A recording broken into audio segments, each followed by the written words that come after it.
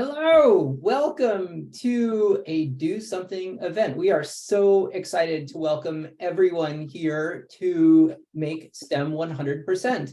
My name is Dave Crusoe. I am the VP of Product and Engineering here at Do Something.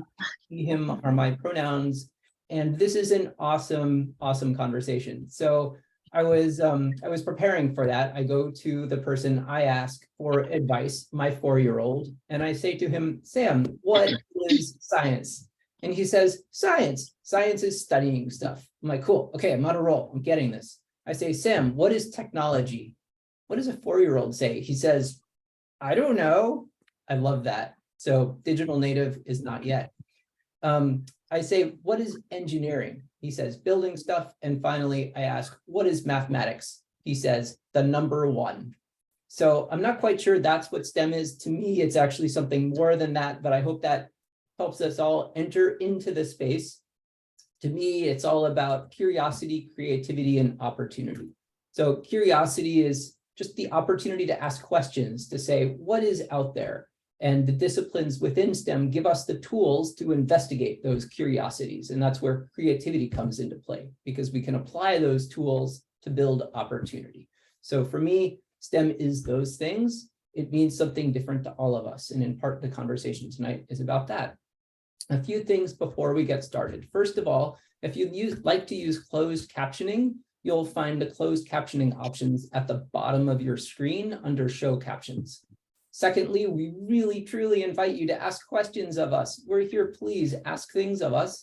You can do the same by using the QA feature also at the bottom of your screen.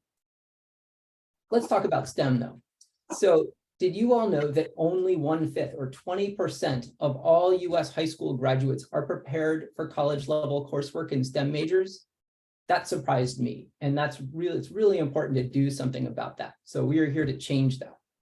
In an effort to improve STEM readiness and inclusivity to 100%, DoSomething.org has partnered with 3M and General Motors, or GM, to bring together experts in the field with fellow young people pursuing education and careers in STEM to explore how we can all make STEM 100%. So during the conversation tonight, we are going to demystify STEM and explore opportunities available in the field by touching on topics including confidence, including representation, opportunity, and access, by talking of relevant education in schools, and also speaking of alternative career paths. And we are really hoping that you all will walk away with more knowledge and confidence in building your own roadmap for your STEM future. Before we begin, I'm also excited to make one final really awesome special announcement, and that is that this morning, and in conjunction with this panel, Do Something has launched the Make STEM 100% program, which includes 2 different calls to actions that you can complete. So the first invites you and your fellow young people to reach out to your school administrators to tell them that you want better STEM education at your school. And that is, yes, you have a voice and you can help your schools evolve. The second call to action is that you can download and share our Make STEM 100% resource guide with your peers to further your STEM future. And in addition to great advice, it can help you expand your horizons, learn about career opportunities, think about how to drive your education forward, and find your peers and community. Once you complete either or both of those actions, you'll be entered for the opportunity to win a $2,000 scholarship. That's pretty rad. So I'm now super excited to introduce our moderator, Alexis Williams. Alexis is an Afro-Latina and queer activist, a model, a public speaker, and full-time student at NYU Tandon School of Engineering, where she's majoring in integrated design and media, or IDM. Alexis, off to you. Hi, everyone. I'm Alexis. I'm so excited to be here and to be moderating this panel. But before we dive into the panel, I'd love to show you guys a brief video and play a quick game with you to test your STEM knowledge. I teamed up with Do Something for a very special PSA to help illuminate the inequities that exist in STEM and highlight the very important need for robust STEM education. For robust STEM educations in our schools today. So we visited UCLA's campus to play a fun game of Two Truths and a Lie, putting students to the test, and we learned how much they knew about STEM and elevated that diverse and accessible STEM education is key to a student's success. While it was such a great time, it was a reminder that we need to advocate for STEM education more in our schools and truly work together to make STEM readiness 100%. I can't wait to share with you this video, and here it is now.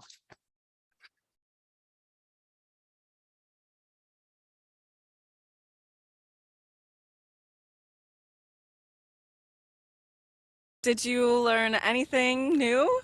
Yeah, I've learned that things are even worse than I imagined, and I'm hugely cynical. Did you know that only 20% of high school graduates are prepared for college-level coursework in STEM? Staggering, right? The good news is that since 1990, employment in STEM occupations have grown by nearly 80%. It is expected that the number of jobs in STEM will continue to increase by 8% year over the next 7 years. Yet despite this unprecedented growth, STEM remains one of the least inclusive job sectors. Inequity in the American education system is at the root of this problem. Hi, I'm Alexis Williams, a Black and Latina queer programmer and NYU student keenly interested in the cultural and ethical potentials of emerging technology and exploring the intersection of social activism and tech. I also believe that diversity in STEM education plays a key role in building inclusive technology that serves everyone. I'm here today on a college campus to put the students to the test, to see if they know just how dire disparities in STEM are with a game of Two Truths and a Lie. Would you like to play Two Truths and a Lie? Sorry? Would you like to play Two Truths and a Lie? Sure, do I gotta sign anything? I actually don't know. So I'll read you guys 3 facts, and then all you have to do is guess the lie. I think I'm gonna be bad at this. It's okay. We'll learn together. Ready to play? Sure. Okay, here's round 1. Fact 1. 74% of middle school girls express an interest in engineering, science, and math. Fact 2. Women comprise 45% of the STEM workforce. And fact 3 is 2 out of 3 US women say they were not encouraged to pursue a career in STEM. What do you think the lie is? Oh boy. I think the third one is the fact. I think the first one probably might be. The lie. Okay. I'm going to guess 3 just because that's what I hope is the lie. Yeah. 45%. Okay, that's a really good guess because that's true. Fact 2 is the lie. You're right. Yes, Fact 2 is the lie. Go! I feel like there's more women in STEM. I feel like the lie is like the second one. You are correct. But women actually comprise 27% of the STEM workforce. What do you think about that? Should be way more than that. This is particularly troubling considering that 74% of middle school girls initially indicated their interest in STEM and that women currently comprise of 50% of the college-educated workforce. Yeah, what do you guys think? Depressing. It's depressing. More representation. Round 2. So fact 1, 75% of schools in the US offer computer science classes. Fact 2, 20% of US high school graduates are prepared for college-level coursework in STEM majors.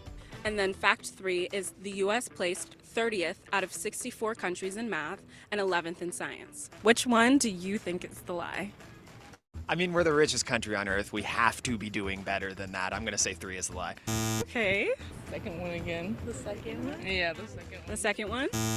The fact 1 is actually the lie. No. Actually, majors. 75 seems kind of high. Especially for like wealth disparity. Like, So maybe the yeah, first one? You guys are really killing it. Actually, less than half of the schools in the United States offer a computer science curriculum. What? Without these fundamental courses, do you guys think that kids are going to be ready to meet the evolving and growing landscape of STEM professions? no. No. Probably not. No, definitely not. I would definitely think that the government would need to basically invest more because I believe that would be good for the future of the country. So Me too. Okay, round 3. Let's see if you guys can go 3 for 3. Fact 1. 90% of districts primarily serving Black and Latinx students reported difficulties recruiting and retaining certified STEM teachers. Fact 2. Over 40% of U.S. households with income lower than $25,000 have daily access to technology. And then fact 3 is 25% of U.S. schools in predominantly Black and Latinx neighborhoods don't offer Algebra 2. Which one do you think is the lie? Can I read them? Yes. Is the answer there? No. Okay, wait. Do you think it's 2? 2 or 3? I don't know. Probably the first one. I'm not really sure. Again, I know I've been burned on this twice already, but I'm going to say 3 because that's the most depressing one. I'm really sorry to do this to you, but this was a trick question. They're actually all true. Oh, man. It's actually a trick question because they are all true. Yes. That's why it's tricky. Dang it, there we go. It's a losing Sorry. battle. Students from predominantly Black and Latinx neighborhoods are currently at a major disadvantage when it comes to receiving quality STEM education. This explains why Black and Latinx communities only make up 16% of the STEM workforce. 16%, you said? Yes. Yikes. What do you guys think about the statistics you learned about today? Again, I mean, not enough representation, lack of access to equal opportunity. I didn't know any of those numbers, Yeah. so that's crazy. Yeah, I'm speechless. I think the more knowledge that kids can have, the better it'll be for our future. That's definitely like mind-blowing and crazy to think of how certain groups are at a disadvantages, and I think there needs to be some change made about that. Just like it's crazy to know the statistics to this because like it's not something people talk about. These statistics are bleak, but we are hoping to change that in the coming years, yeah? Absolutely. As you can see, the lack of diversity in STEM education and STEM careers is so staggering that some of the brightest students in the country had difficulty separating the truths from the lies. Now is the time to act. You have the ability to make a difference. Join me in writing to your school administration to include culturally relevant STEM education and support expanded STEM educational access. With your help, we can dismantle the diversity gap in STEM and make STEM 100%. Text STEM to 38383 to learn more.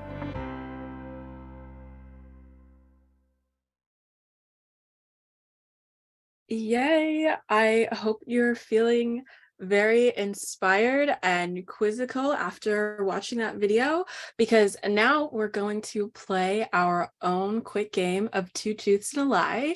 The poll box will pop up as I read the question, and once it pops up, please select which fact out of the 3 is the lie. Are you ready? So question 1, which is the lie? A fragrance chemist is a real STEM career. A snake milker is a real STEM career, and a Neptunologist is a real STEM career. Now select which one you think is the lie.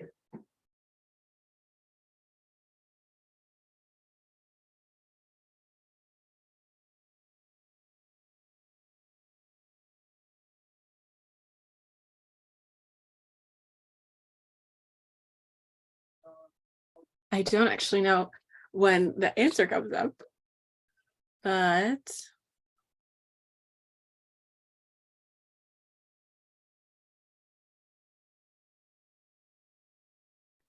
fact 3 is in fact the lie.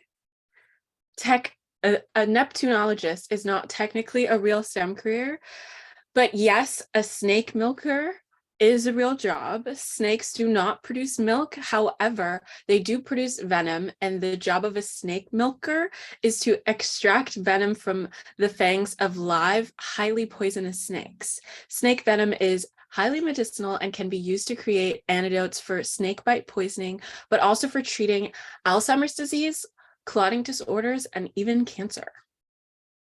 So next, we have another question, question 2, and all you have to do again is select the lie. So fact 1, we have, if we don't engage students by the 9th grade, approximately 95% will lose interest in STEM.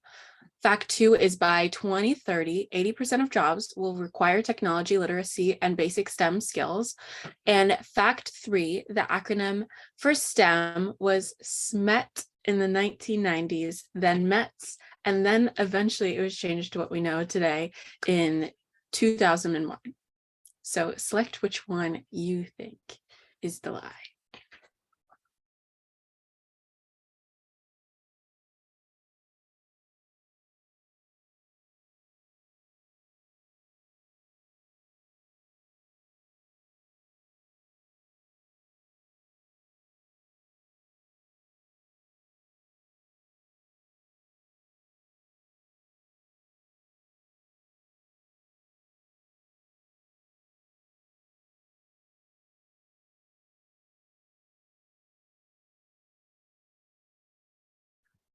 Okay, the answer is that fact one is the lie.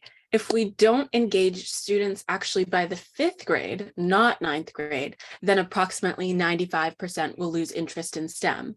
It is so important for schools to provide more in-depth STEM education at a young age so that students can be exposed to career paths they might not have known otherwise. And this is exactly why Do Some Things Make STEM 100% program focuses on asking schools to include more STEM education. So now we are going to segue into a really exciting panel, and we have a great lineup of panelists, and I'm so excited to introduce them to you all. First, we have Carsen Mata, who serves as senior of the Sustainability Communications team at General Motors, where she regularly collaborates with business, sustainability, and policy colleagues to develop and incorporate cross-functional positions that inform engagement strategies for GM's sustainability initiatives. Next, we have Connor Alexis, who currently serves as an application engineer at 3M, where he is responsible for 3M's paint shop business within the US market. Next, we have Jason Clark, who serves as the Executive Director of Tech NYC. He is dedicated to building a vibrant and dynamic tech industry that works for all New Yorkers. Next, we have Tokiwa Smith, who is an author, consultant, nonprofit executive, and speaker with over 19 years experience in academia, government, and philanthropy. She is the founder and executive director of Science, Engineering, and Mathematics Link, Inc., also known as SEM Link, a STEM education nonprofit organization. And lastly, we have Teresa Hall, who serves as Senior Vice President of Customer Operations at Project Lead the Way, whose pathways in computer science, engineering, and biomedical science engage students in hands-on activities, projects, and problems, empower them to solve real-world challenges, and inspire them to reimagine how they see themselves. Welcome, everybody, to the Do Something panel, and I'm so excited to speak with you guys today. So the first question we have for anyone who just wants to jump in and start the conversation is, can you tell us a little bit more about yourself and your background, as well as how you found the role you're currently in, and how your past experiences sort of led you to where you are now?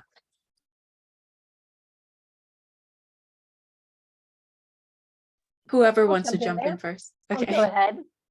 I started off my career as an elementary teacher a very long time ago and wrote a grant that got, this will age me, 2 Apple IIe computers in every kindergarten, 1st and 2nd grade classroom. And then I had to teach the teachers how to implement that. And that, taking that risk opened the door for learning and integrating technology into education every other step along my path. I can go next. Hi, everyone. Carsen here. I'm so excited to be with all of you. And Alexis, thanks for introing us and for that awesome video. I thought that was really cool. I think I'll take how I got to this point. I work for GM. I'm in the Office of Sustainability, which I absolutely love. But I got to this point, I think, because of my grandparents. And I grew up actually just always thinking about how can we reuse things in the house? How can we conserve what we have? How can we make sure that we're not wasting food or we're not throwing away any plastic and we're recycling? So I feel like from a very young age, it was actually cultural for me. My grandparents were always on me about not wasting any food, about recycling and making sure that we were throwing things in the right bins. And I feel like that definitely inspired me through school and is what led me here, actually. So thanks. Yeah, and I'll jump in as well. So my name is Jason. I'm over at Tech NYC. And for me, I think the way that I got in this, well, frankly, a little bit was kind of by just serendipity. So, you know, I'm a lawyer by trade, and I'd been helping this criminal justice startup, you know, figure out ways that they can kind of make an impact, you know, in a community. And sure enough, I think between that work as well as a few other community-oriented things, you know, folks had reached out about this new role at Tech NYC. And, you know, at Tech NYC, we try to make sure that, New York is the best place in the world to be able to build and grow a tech company.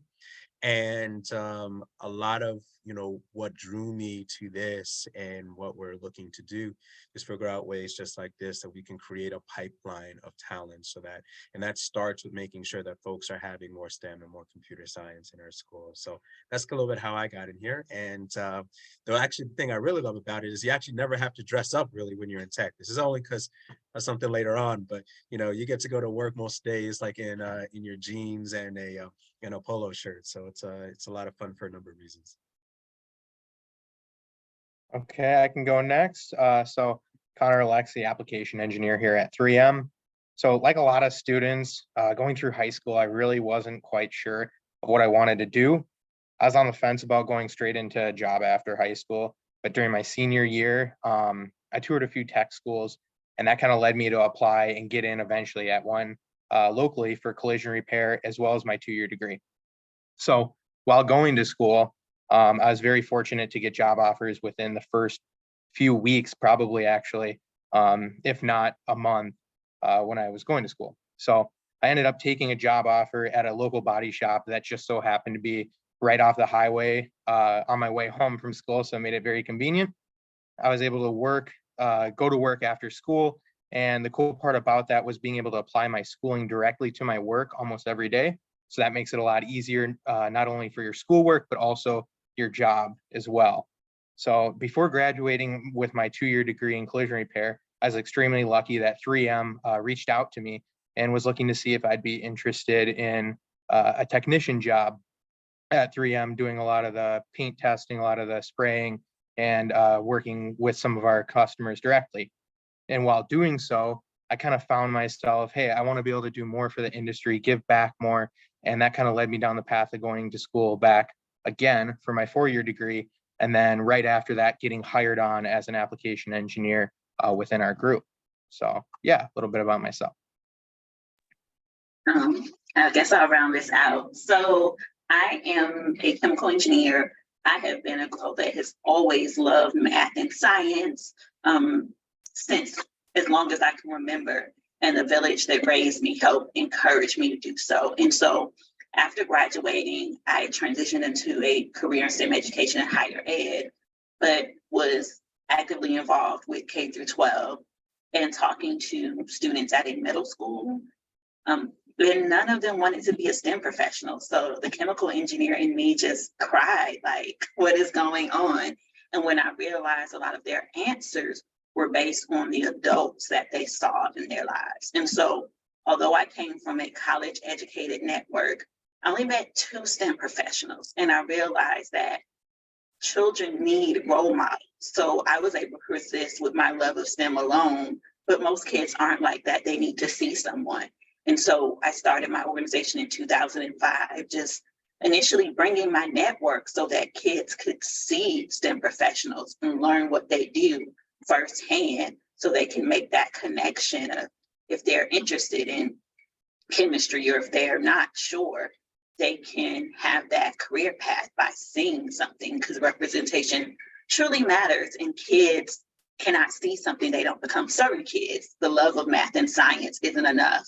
And also if they meet someone doing something that they want to do, that child that doesn't see why school is important, they can be motivated. Like, I need to go to school because I want to be an engineer, or I want to be a biologist, or I want to be a botanist. And so that is how I got into this work.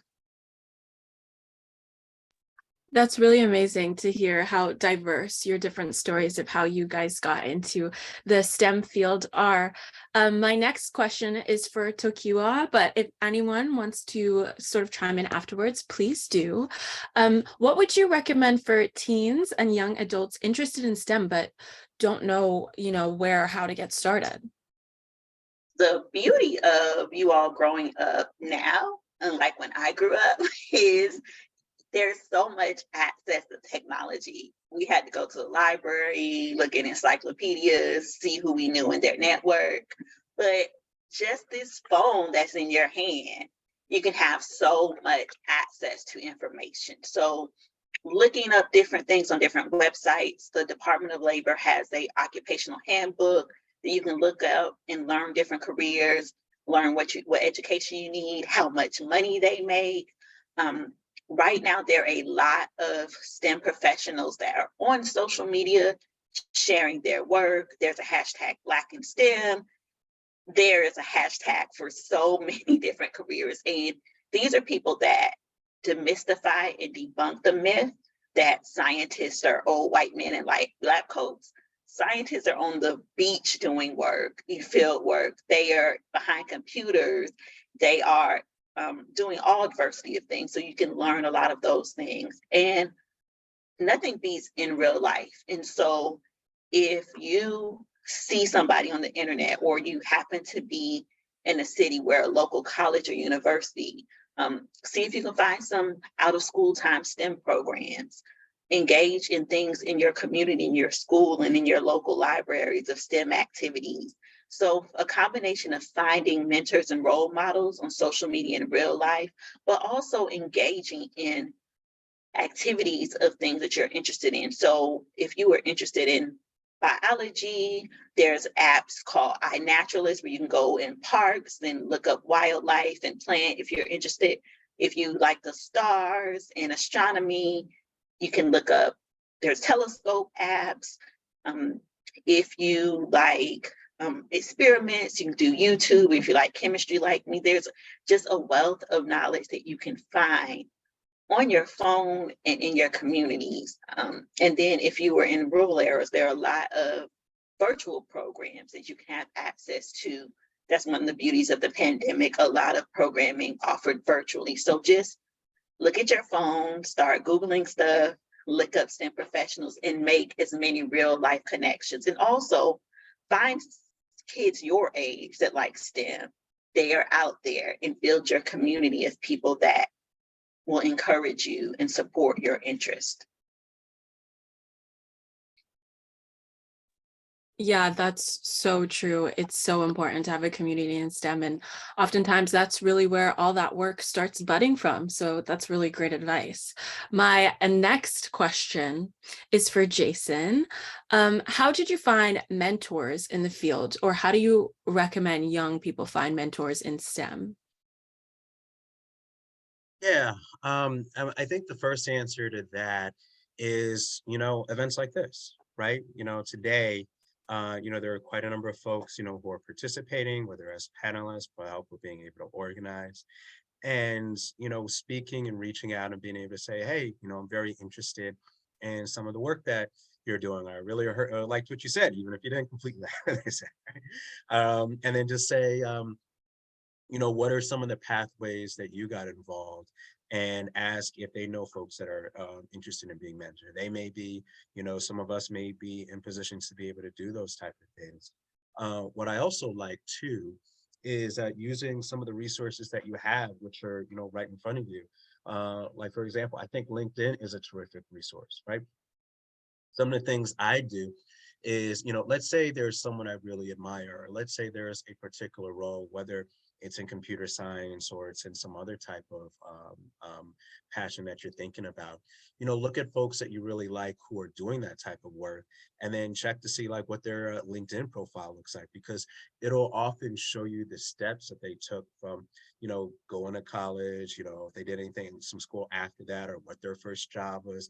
So you can start to put together a picture of first how they came to where they are, and then see if there are any similarities. So for example, you may see that the two of you went to the same high school. You may see that the two of you come from like the same neighborhood or what have you.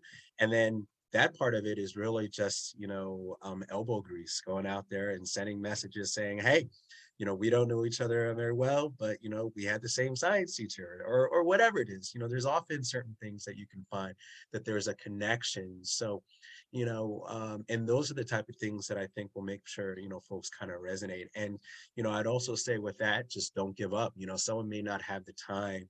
Like if you send that message, and I don't know if he has one, but if Barack Obama has a LinkedIn, right? He may have other things that he's also trying to to juggle as well. But someone may reach reach out and say, hey, I may not be able to do this, but there's this really great program that I was a part of that had some mentors, or this is kind of the direction you should be able to look at. Or, they may be willing to give you a conversation and, kind of point you in the right direction. So, nowadays, there's so many ways that you can get involved and find mentors. But I think it starts with going to events like this, figuring out where there may be in-person events and speaking with folks, and then, developing a rapport with someone. And, you keep at it, you're going to find people who are invested in your success as much as you.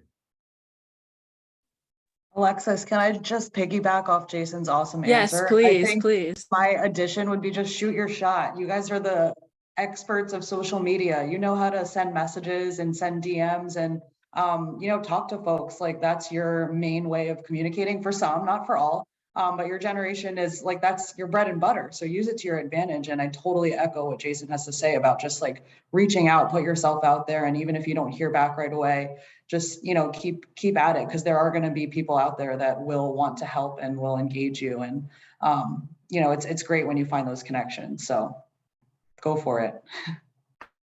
Yes, I totally can confirm shooting your shot is always worth it, even if it doesn't work out sometimes. You should try it anyways. Okay, so my next question is for Connor. What led you to seek out and pursue a career in vocational/skilled trade work? So great question. What led me to seek out a career in a skilled trade wasn't really a direct path that a lot of other people have. A lot of other people kind of know earlier on, hey, I'm probably going to go into the skilled trade. For myself, I really wasn't sure what I wanted to do after high school, kind of like what I stated before. I knew working with my hands, I knew working with cars, I really enjoyed that type of stuff. So that's really what led me in the direction I took. I'd say something else that really drove me to skilled trades is being able to have a tangible outcome. Being able to step back at the end of a workday, look at my work and say, I did that. It gives you a lot of pride, a lot of joy being able to do that. And for me, seemed like it really drove my passion.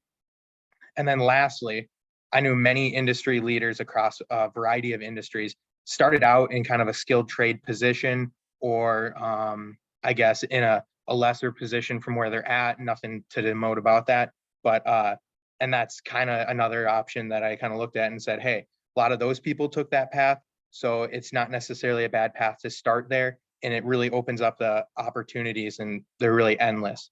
And then looking back, now I never really saw it or really looked at necessarily going for a STEM program. I didn't see it at the time that way, but now I have a little bit of a different perspective, and STEM really played a big part in it for me, as well as who I am today, and then my job and career that I'm at this point.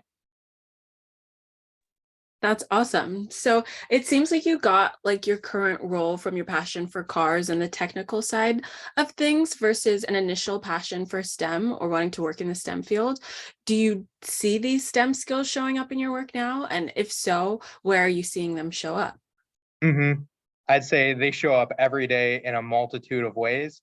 There's so many times that I'm working with our development department or other people within our lab setting that those STEM roles or those STEM ideas, without them, we wouldn't be successful at what we do. Not only that, but they just play a huge part in being able to communicate with our customers, work with the end users, and really knowing all the different facets of products or anything really. Yeah, that's so awesome. Okay, so my next question is for Carsen. Given confidence issues that many young people face going into the STEM fields, it can be very common and easy to have imposter syndrome. Have you ever dealt with imposter syndrome? And if you have, how have you managed through it? Thanks, Alexis. That's a great question.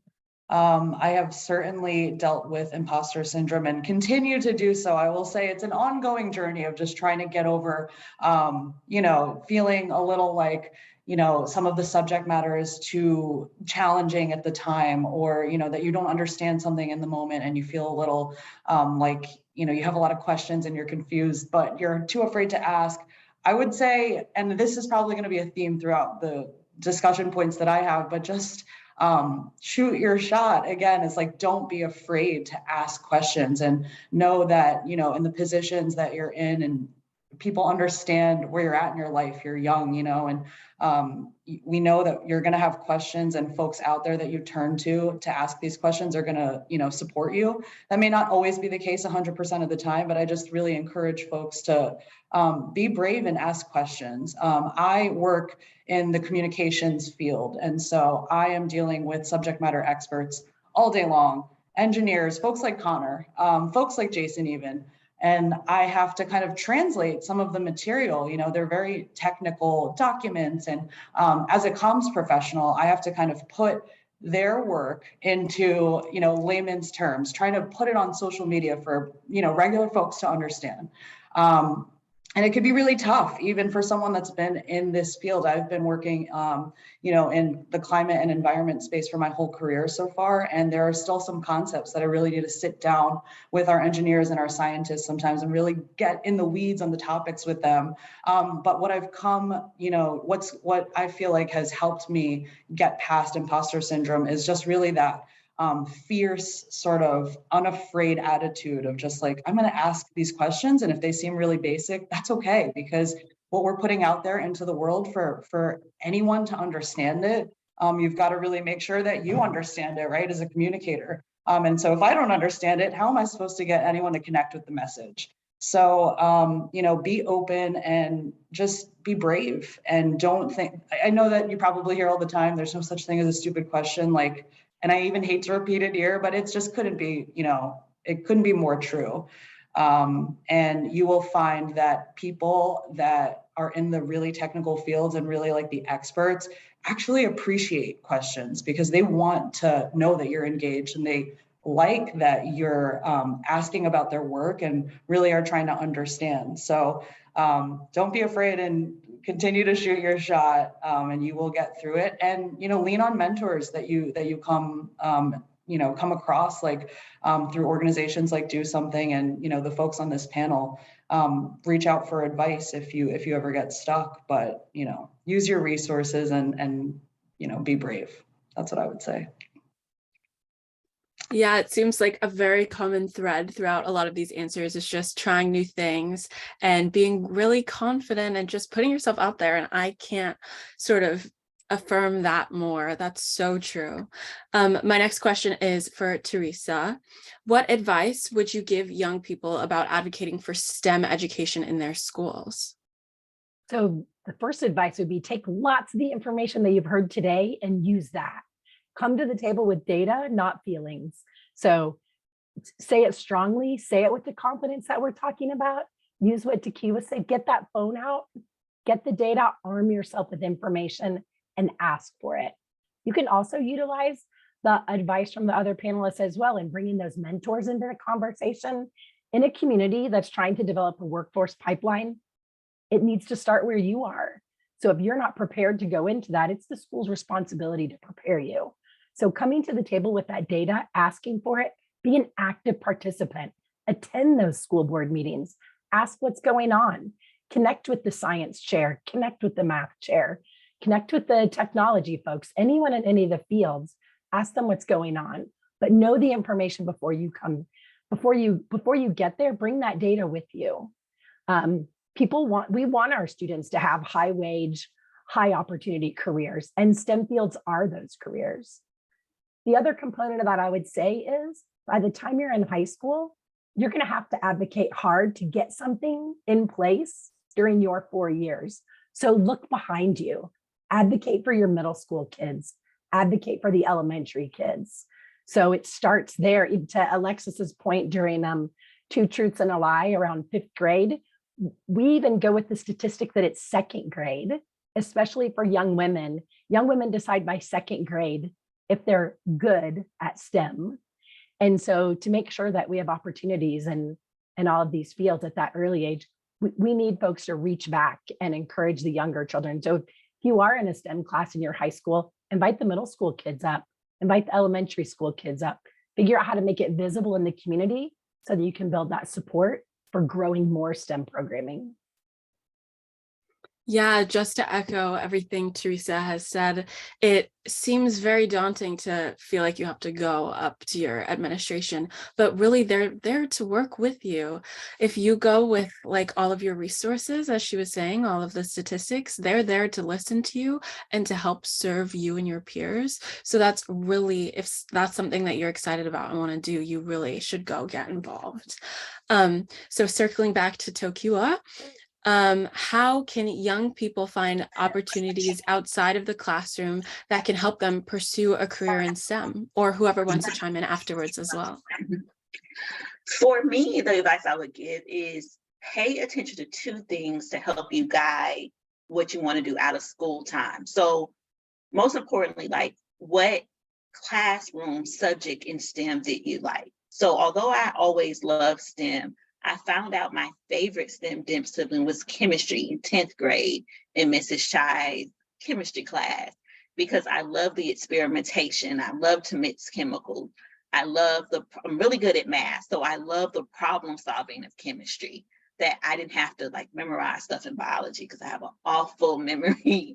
And so pay attention to what classes that you feel like you're good at, or you're like, I wish we had more hands-on activities. Those things could guide your interest. Also pay attention to what like television shows you like. So there are so many like CIS and sci-fi. I'm a huge sci-fi person, sci-fi shows. And if any of those topics, especially the ones where they're creating stuff or exploring new worlds or looking at plants, if you find any of those interests you, those are two guides that can help you say, like, these are what I think I'm interested in. What can I do more? And so the first step is look at what is at your school. If there are any out of school time STEM clubs that you can participate. Another thing, and this is a huge advocate, so I'm totally biased, your science fair project. A lot of times you only do it because you're like, man, if I don't do it, I'm going to fail science, right?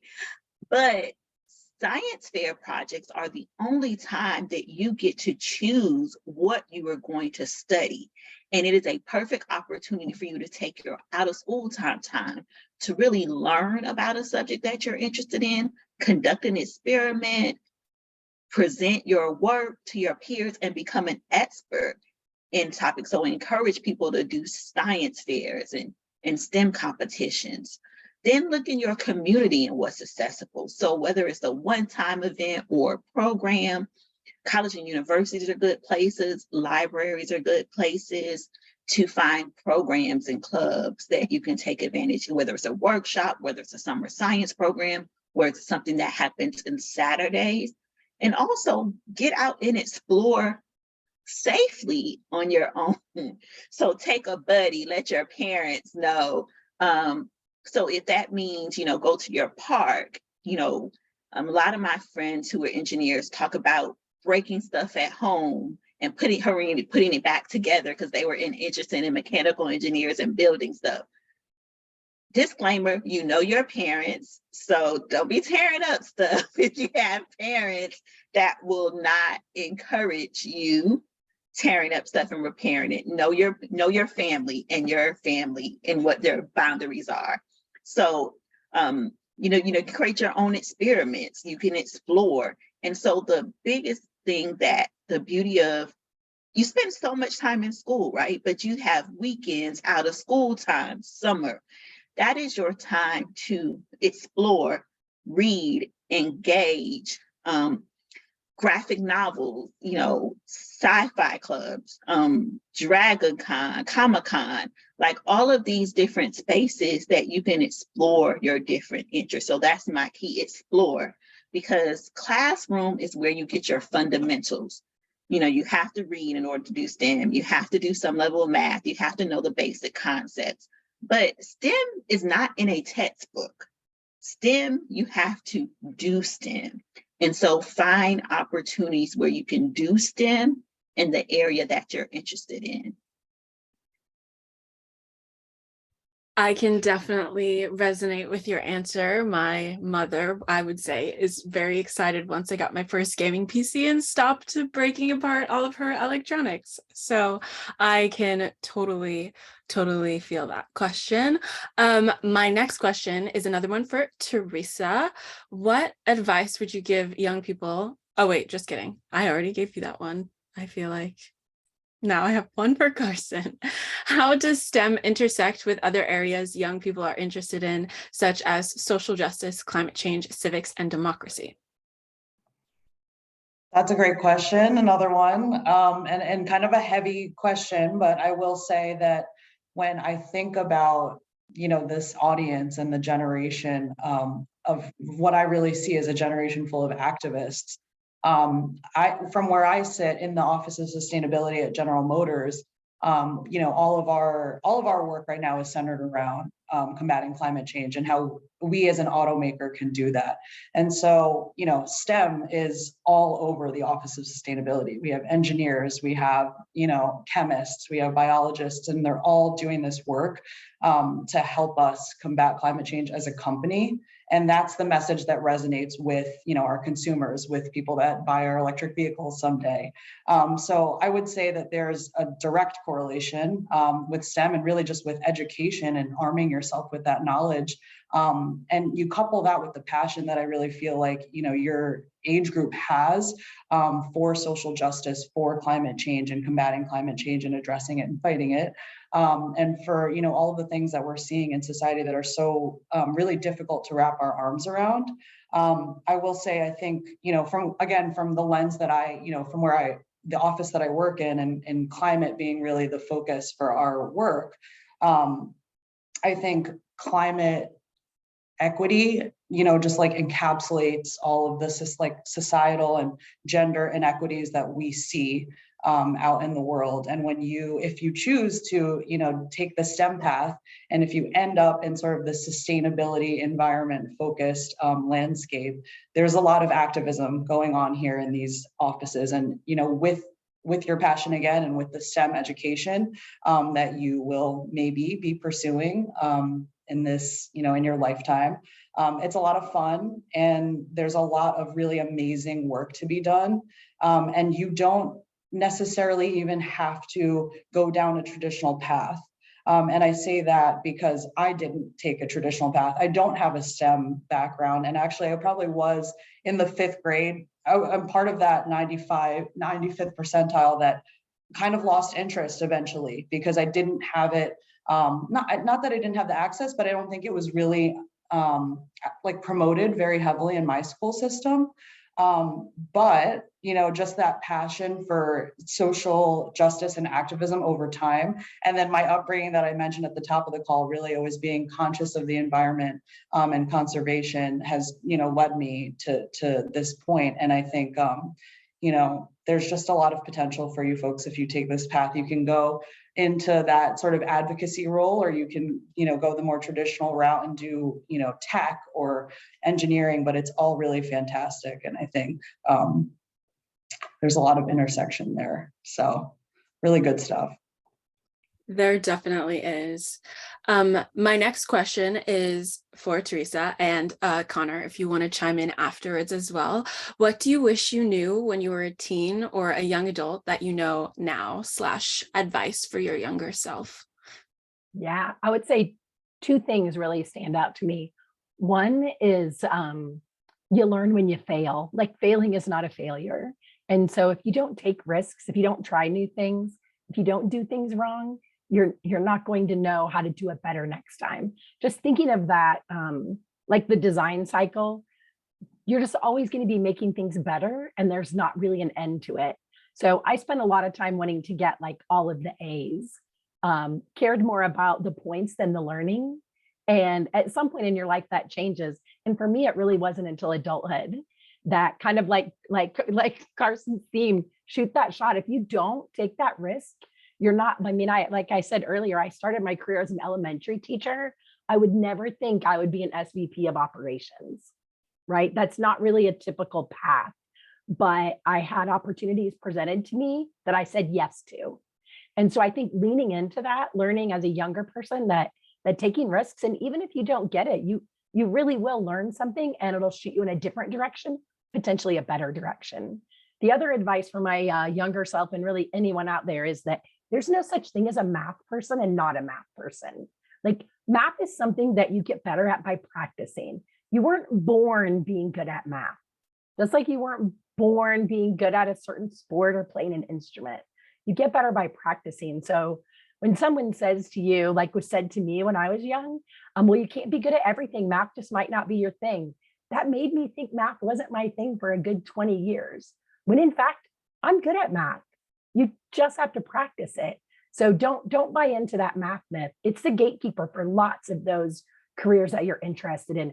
Push through it. You can do it. You just have to practice. Yeah, and then doubling, tripling, quadrupling up on what everybody else has been saying, right? Really don't be afraid to go after something, right? That's a huge one that I definitely struggled with when I was going through middle school and high school. I was very tentative as far as making a decision. Don't be afraid to make a decision. If it doesn't turn out to be the right decision or the long-term decision, that's totally fine. One way, shape, or form, your pathway will eventually get to where it's supposed to be. Just trust what you're doing, trust your decision making, don't second guess it, and then just really dive into everything that you're able to do. Because when I was younger, a lot of times I'd hesitate with trying to really learn ideas or really thinking that it was necessary for me to learn something, particularly in school. But it turns out later on, I had to relearn it all because I never spent the time to focus on it while I was going to school. So yeah, just really focusing on giving all your attention to your passions and running with it. Okay, I have one last question because I know we're a little short for time before we get to the audience Q&A. For Jason, how do you see the STEM ecosystem shifting in the next 5 years, and how can young people prepare? Yeah, no, that's it's a very good question. Well, I think, for example, when we're talking about science in these areas, especially computer science, I mean, the great thing about it is it's always evolving, right? It's always changing, it's always building. Like, I'm even thinking about the term STEM right now, right? So science, technology, engineering, mathematics, right? And then it's STEAM, and then you have the A that's there for arts. And then the most recent thing I've actually heard is that people are even now calling it STREAM, right? Putting an R in for robotics, right? And I think there's a certain poetry in there, which is that, this is always evolving and there's always more that we have to learn. And we're always building in these spaces.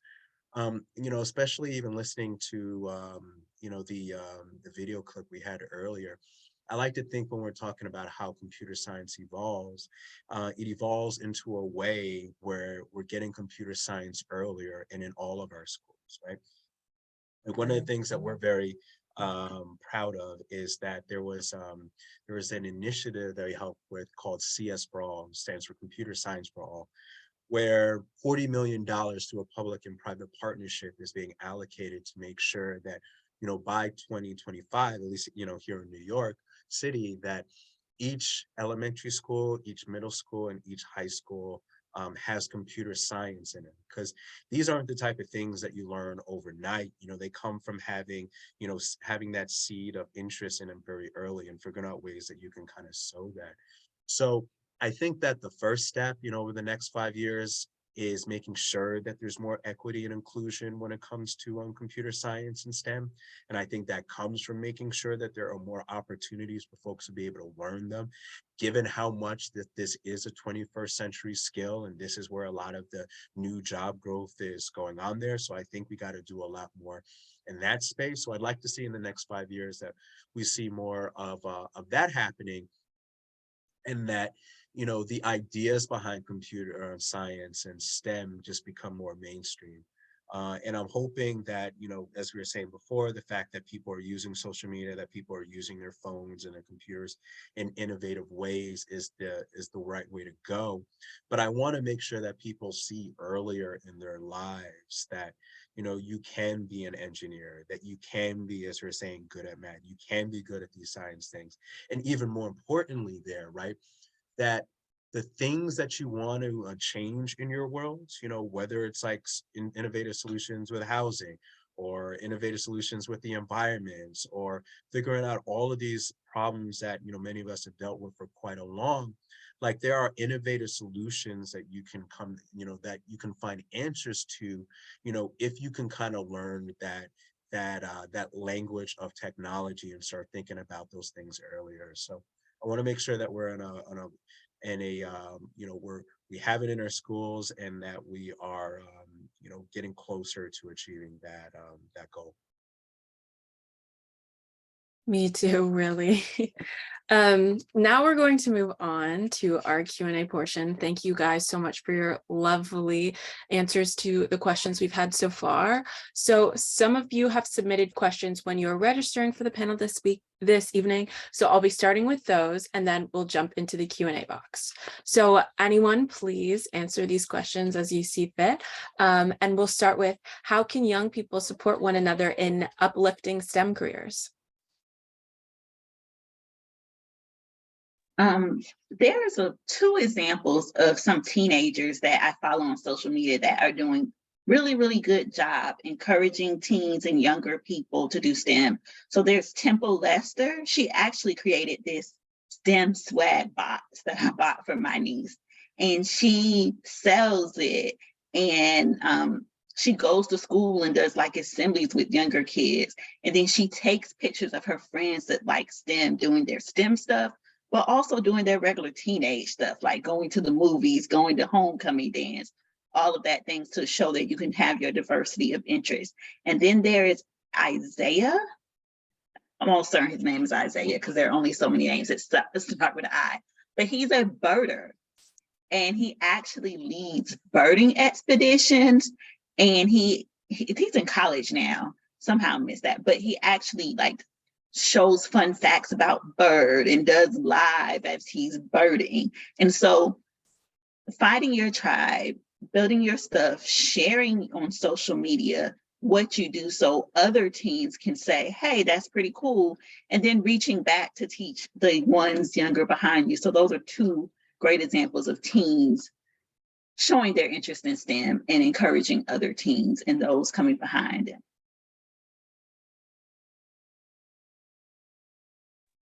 Those are some really cool examples. I love the birding. I've never heard of that. That's awesome.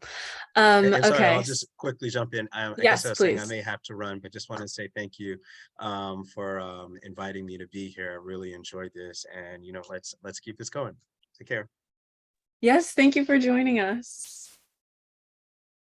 Okay, so our next question is, how do we change the narrative on STEM accessibility, and how do I make space for myself in STEM as a minority?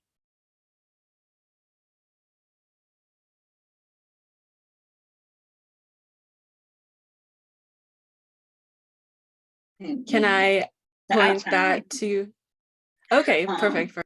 I think the main thing is that remembering that any room that you are in, that you belong there.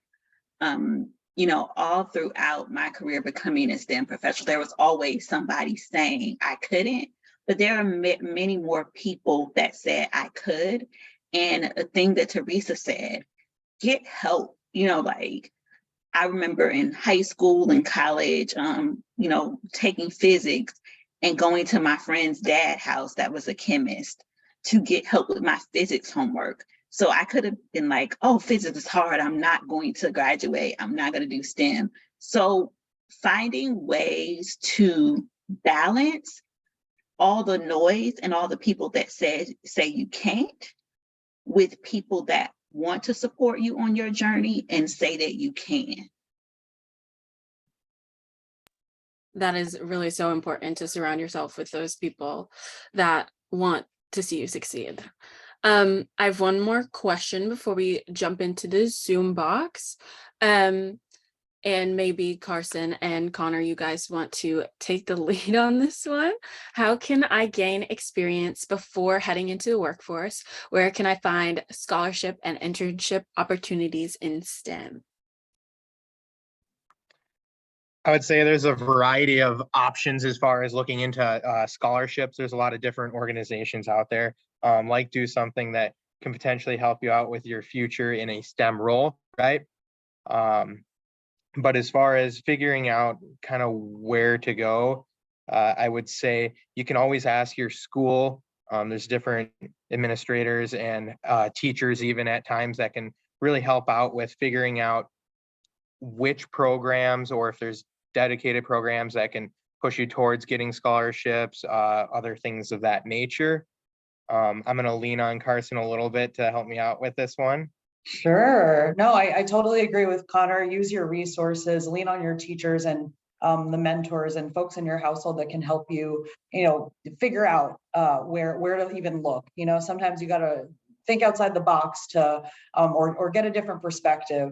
But I'll also add to what Connor said, if there's a company or an organization that inspires you, look them up, look them up online. Look them up on Instagram, look them up on LinkedIn, like Jason mentioned earlier. Cruise their website. There are more opportunities out there than you think. And especially maybe more so in unsuspecting places. So for example, GM has like a really robust sort of corporate giving program, and we have internship opportunities all the time that we list on LinkedIn and Indeed. We also are kind of working on some, more STEM education through our corporate giving, function in the company. But, if you're out there looking up information on, about all the fun things that you guys like to look up on TikTok, on Instagram, there's probably a company website that has information for you about how you can get involved or at least in touch with people that work there. And there may be opportunities that you didn't think to partner up. But gosh, I told myself I wouldn't say it again, but don't be afraid to ask. Even if there isn't actually a position like an internship out there that's listed on a website. I actually got my very first internship at a place called Eco Veggies in Newark, New Jersey. It was a vertical farming startup.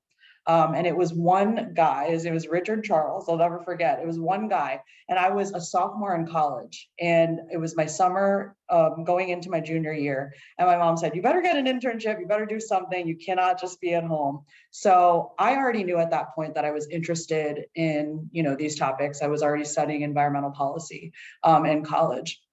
And I reached out to him on email. This was like before LinkedIn days. So I feel like it's much easier now because you have like everyone's bio at your fingertips. I found his email. I just looked up Eco Veggies online. I found his email and I sent him an email. And I was like, I don't know if you're bringing on interns or if you have, a role for me, but I really like what you guys are doing and I'd love to join you. And he said, you know what, Carsen, I'm a team of one right now. And I love that you're interested. But it's just not something I could do right now. So the next summer, it was actually spring. I was more prepared that year. I wasn't going to come home without an internship. I started reaching out, trying to find an internship for that next summer. And I put my feelers out to him again, and he was amazed. He was like, oh my gosh, I remember you. I remember when you reached out. And this year we're actually totally ready to take on an intern. So persistence, again, that just like fearlessness of, I'm going to do it. There's no shame in asking. And the same goes for asking for help. So don't be afraid to reach out to people because you never know what it'll turn into. That internship was a really great experience for me. So one thing to add there, if you look up workforce development in your area, especially in more rural communities, that can be a connector to you for companies, for internships. Lots of times in small communities, there are hidden businesses that you don't know about. They're not a storefront, but they're making things, they're building things. And so if you look up workforce development and find that department in your area, that might be a link to another link that'll get you where you want to go.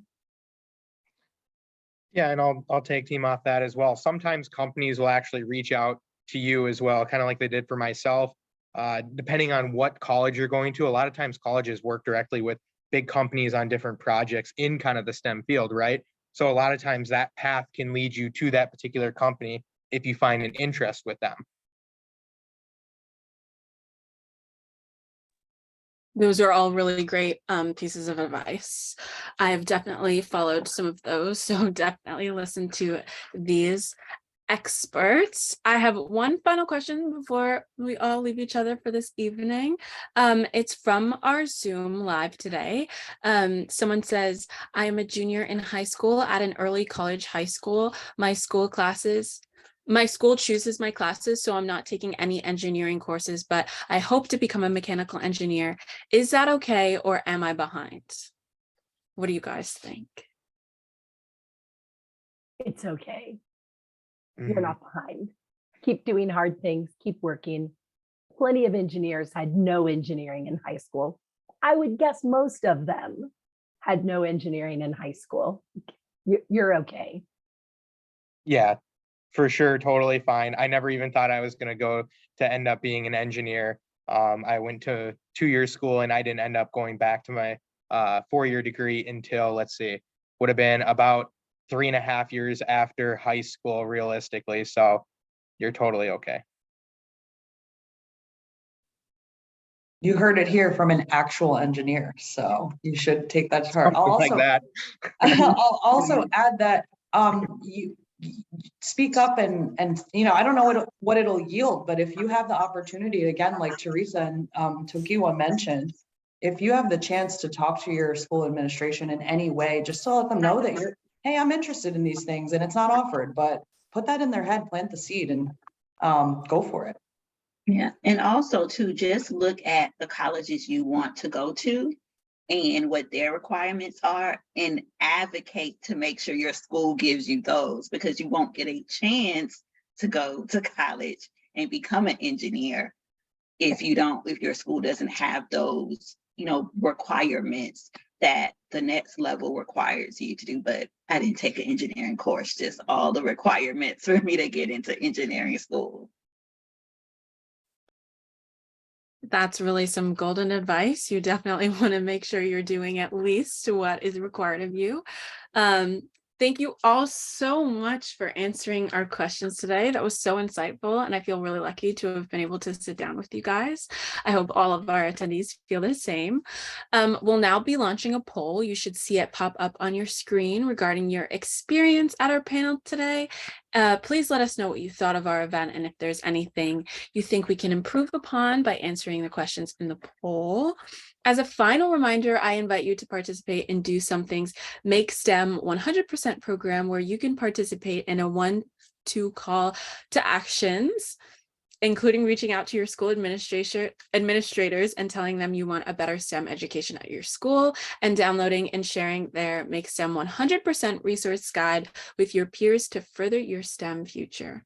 And with that, I want to thank you all on behalf of DoSomething, 3M, and General Motors for attending this amazing panel discussion. Also sending a huge thank you to all of our panelists once again, who have provided awesome expertise, advice, and wisdom for you all to use as you move through your student life and eventually your career.